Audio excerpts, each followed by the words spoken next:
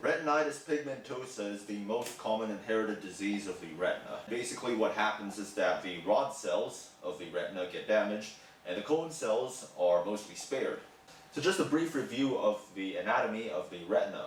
This is the retina, this is the optic disc. Over here you can see all these blood vessels, I've drawn them in purple. And this black spot over here is the macula. The macula, which is in the center, mostly consists of cone cells, and in the periphery, it's mostly rod cells that take up all the space. Rod cells are responsible for detecting light and for low definition, not very acute vision. Cone cells, on the other hand, are responsible for color vision and for very acute vision. As I've mentioned, retinitis pigmentosa is a genetic disease. The most common form of inheritance is autosomal dominant, though you can get autosomal recessive disease. And you can also get X-linked recessive disease. X-linked recessive disease is noteworthy because it has the worst prognosis of all the different forms of inheritance. So autosomal dominant is the most common form of inheritance, but X-linked recessive is the worst form of inheritance because it has the worst outcomes. X-linked recessive is more common in males than in females. Retinitis pigmentosa progresses in stages. Initially, it's an asymptomatic disease, and for a lot of people it doesn't progress past this stage. So I've drawn here a schematic diagram of the retina. This dark spot is the macula and this is the optic disc. You have a lot of blood vessels coming off of it and there's not much damage. This is normal.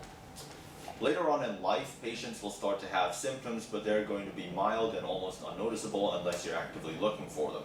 The big symptom in mid-stage retinitis pigmentosa is night blindness. This is because some rod cells, not all of them mind you, but a couple of rod cells have undergone apoptosis. Remember that rod cells are responsible for low light vision. If some of them die, then you won't be able to see in low light conditions as well as a normal, healthy person. Here's the retina, here's the macula, this purple spot is the optic disc. All these red spots are where the rod cells have undergone apoptosis. Around this time, around mid-stage retinitis pigmentosa, you will also see a distinctive triad of findings on fundoscopy. These are bony spicules, blood vessel attenuation, and a pale optic disc. Bony spicules look like flecks of dirt on the retina.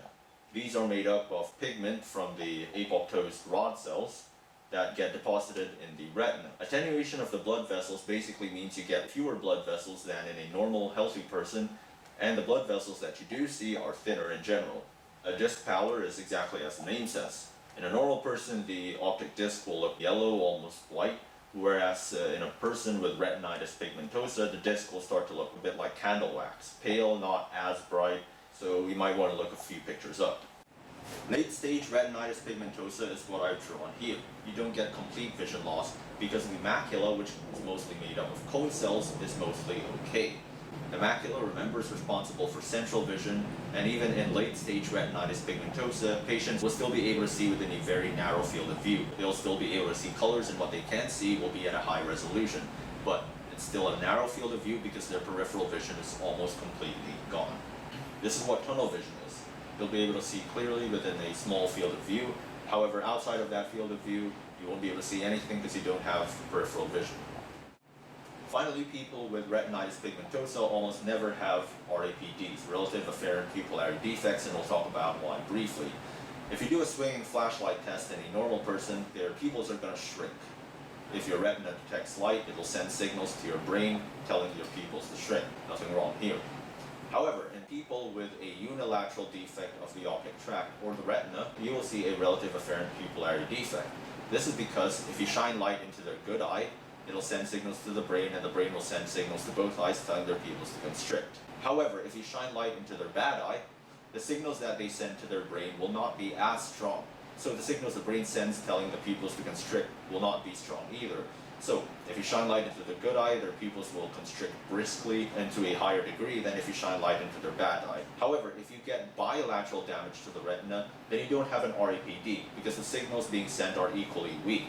So regardless of whether you shine light into their left eye or their right eye, their pupillary constriction will be weak and won't be to such a strong degree, but they will be equally weak as opposed to someone with a unilateral problem with their retina or their optic tract. Lastly, you may get syndromes along with retinitis pigmentosa. The most common of Lastly, you may get a few syndromes along with retinitis pigmentosa, one of which is Usher syndrome, which is basically retinitis pigmentosa with hearing loss, which is why I've drawn a music note and a band sign to show this. Patients with Usher syndrome will have tunnel vision as well as hearing loss. There are other syndromes as well. Retinitis pigmentosa is considered if you have certain clinical signs. So in a patient with a family history of night blindness, of tunnel vision, this is something to consider. However, what really clinches the diagnosis is an electroretinogram, basically measuring nerve impulses from the retina. In a normal person, what you'll see is something like this, an A wave and a B wave. And the A wave and the B wave are quite big. The A wave corresponds to signals from the rod cells and shows up as a dip. The B wave, on the other hand, corresponds to signals from deeper layers of the retina, like the bipolar cell layer, the ganglion cell layer, and so on. In normal people, these are very brisk because nothing's wrong there. Their cells are responding just fine. In people with retinitis pigmentosa, there is no A wave because there's very little or no response from the rod cells. They have all apoptosis. You still get a B wave because RP does not really affect the deeper layers. However, it's not as strong as in a person without the disease. The deeper layers do not get stimulated by the rod cells. The disease is irreversible. It is a genetic disease. However, vitamin A supplements may be of use in slowing the progression. Patients should, if possible, receive genetic counseling. This is so that they can inform their family members and so that they can make informed decisions regarding childbearing. There are also experimental therapies for the disease. One of these is implantation of electric chips into either the retina or the brain. These are what the Argus and Orion systems are for. However, as of the time of this video's release, these are still in the experimental stage.